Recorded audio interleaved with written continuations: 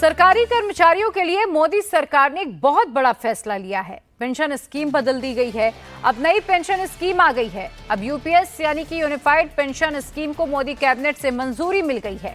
25 साल तक काम करने वालों को अपनी आखिरी सैलरी का 50% हिस्सा पेंशन के तौर पर मिलेगा और यूपीएस के तहत सारा पैसा सरकार देगी। प्रधानमंत्री मोदी ने सेंट्रल गवर्नमेंट एम्प्लॉयज के ज्वाइंट कंसल्टेटिव मशीनरी के डेलीगेशन से आज मुलाकात की। उन्हें नई पेंशन स्कीम वाली एक खुशखबरी खुद ही दी है। प्रधानमंत्री मोदी ने इसे लेकर सोशल साइट एक्स पर भी पोस्ट किया है।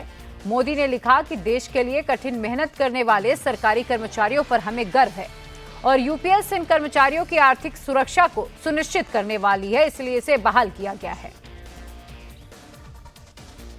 इस स्कीम के 5 पिलर्स हैं। सबसे इंपॉर्टेंट विषय था कर्मचारियों की तरफ से कि हमें अश्योर्ड अमाउंट एक चाहिए, जो बहुत लॉजिकल और वाजिब रिक्वायरमेंट था। तो इस डिमांड पे एक मेथोडिकल वे में काम करके और एक्चुअरियल साइंसेस, जो लोग आगे का भविष्य का रिक्वायरमेंट वगैरह कंप्यूट करने का एक तरीका होता है जिसको एक्चुअरियल साइंस बोलते हैं, उनके साथ मिलके कई तरह के फाइनेंशियल मॉडल्स को प्रोजेक्ट करके और सबके साथ मिलके एक सिस्टमेटिक तरीके से 50% अश्योर्ड पेंशन, ये इस यूपीएस का सबसे पहला पिलर है। इसकी डिटेलिंग देखनी चाहिए हमें। जो ये अमाउंट मिलेगा वो रिटायरमेंट से पहले के 12 महीनों की एवरेज बेसिक पे का 50% होगा।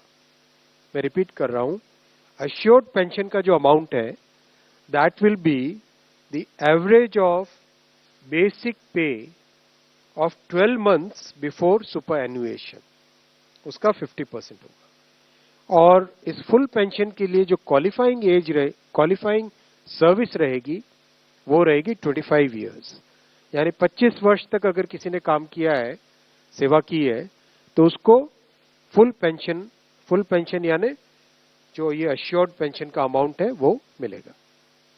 25 साल से अगर कम है लेकिन 10 साल से ज्यादा है तो उसमें प्रोपोर्शनेट पेंशन रहेगी, प्रो रेटा वो पेंशन का अमाउंट बनेगा।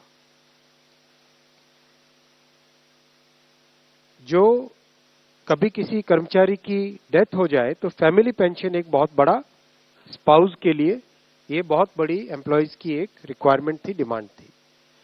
तो सेकंड पिलर इस यूपीएस का है अश्योर्ड फैमिली पेंशन।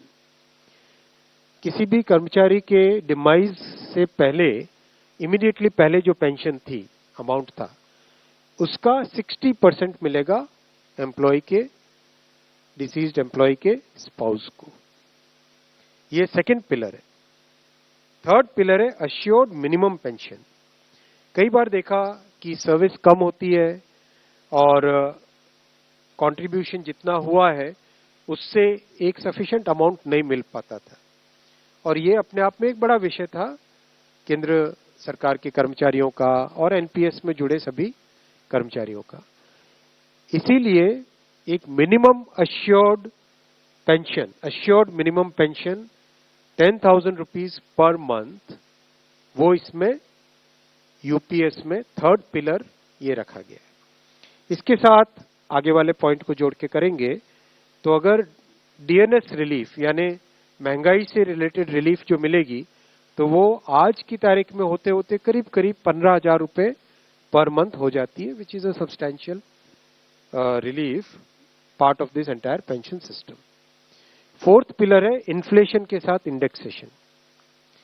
जैसे केंद्र सरकार के एम्प्लॉयज के लिए सैलरी में डीएनएस अलाउंस होता है, उसी पैटर्न पे जो इंडेक्स है, सेम इंडेक्स को यूज करके all India consumer price index for industrial workers, इसको यूज करके assured pension, assured family pension और अश्योर्ड मिनिमम पेंशन, इन तीनों के तीनों जो आपने पिछले पेज पे तीनों पिलर्स देखे, assured pension, assured family pension और अश्योर्ड मिनिमम पेंशन, इन तीनों के ऊपर इन्फ्लेशन इंडेक्सेशन डीएनएस रिलीफ के बेसिस पे मिलेगा। डीआर, डीए की जगह डीआर, डीएनएस रिलीफ।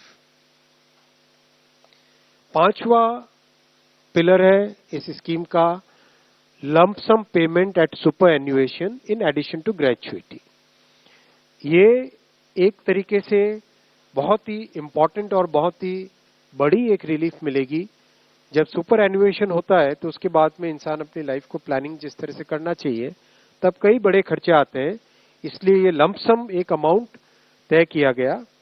यह है कि हर 6 महीने की सर्विस के लिए मंथली इमोल्यूमेंट्स विच मीन्स पे एंड डीए कंबाइंड उसका 10% अमाउंट। तो ये एक अपने आप में सब्सटैंशियल एक अमाउंट रह जाएगा। जैसे मान लीजिए किसी का 30 इयर्स की सेवा है तो उसमें करीब करीब 6 महीने की सैलरी, सोमनाथन साहब दैट्स करेक्ट ना, करीब करीब 6, तो उसको 6 महीने की इमोल्यूमेंट्स जो उसकी रहेगी पे प्लस डीए मिला के वो एक लमसम अमाउंट की तरह मिलेगा।